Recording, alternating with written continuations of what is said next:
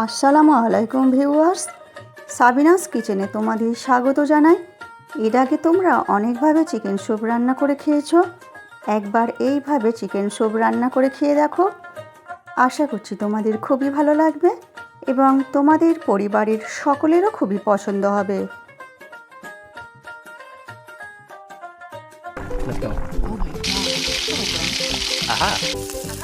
Yes.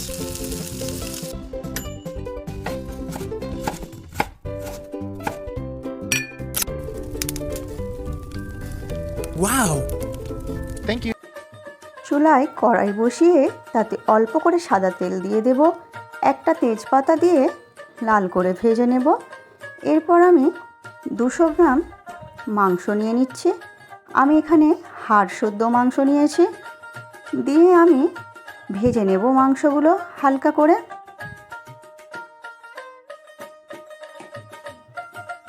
এক চামচ আদা রসুন বাটা দিয়ে দিচ্ছি, আদা রসুন বাটা দিয়েও আমি ভেজে নেব।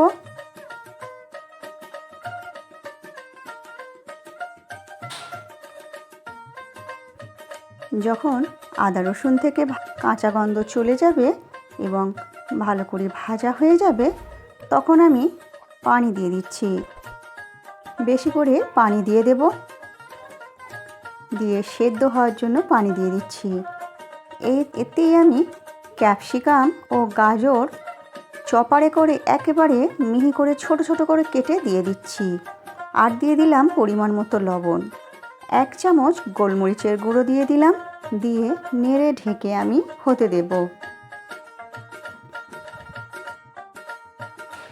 সব কিছু ভালো করে সেদ্ধ হয়ে গেছে। এরপর আমি স্যুপ থেকে চিকেনগুলো বেছে বেছে আমি তুলে নিচ্ছি। আমার রেসিপিটি তোমাদের এই পর্যন্ত পছন্দ হলে একটা লাইক করে দিও এবং পরবর্তী রেসিপি কী পেতে চাও সেটাও কমেন্ট করে জানিও। এরপর আমি হাড় থেকে মাংসগুলো এইভাবে ছাড়িয়ে নিচ্ছি কাঁটা চামচের দ্বারা।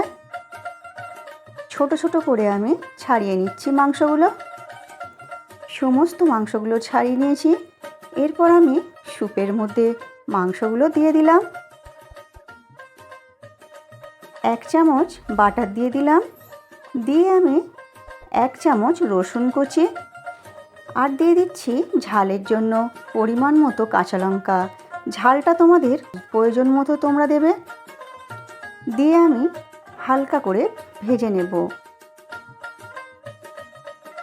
যখন রসুন কাঁচা লঙ্কা হালকা লাল করে ভাজা হয়ে যাবে, তখন আমি সেদ্ধ করে রাখা স্যুপটা দিয়ে দিচ্ছি ওর মধ্যে।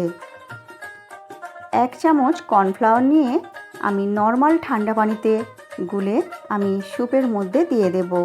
কর্নফ্লাওয়ারটা তোমরা দিতেও পারো, না দিতেও পারো। কর্নফ্লাওয়ারটা দিলে স্যুপটা একটু ঘন হয়।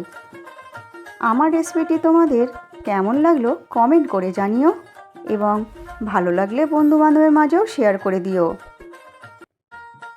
আমি স্যুপটা একটু পাতলা করতে চাইছিলাম, তাই অল্প করে আবার একটু পানি দিয়ে দিলাম।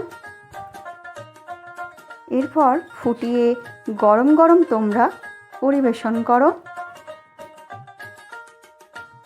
আমার রেসিপিটি যদি তোমরা ফেসবুক থেকে দেখে থাকো তাহলে ফলো করে পাশে থেকো, আর যদি ইউটিউব থেকে দেখে থাকো তাহলে সাবস্ক্রাইব করে পাশে থেকো। যখন তোমরা পরিবেশন করবে তখন তার মধ্যে পাতিলেবুর রস ছড়িয়ে তোমরা এবারে গরম গরম পরিবেশন করো।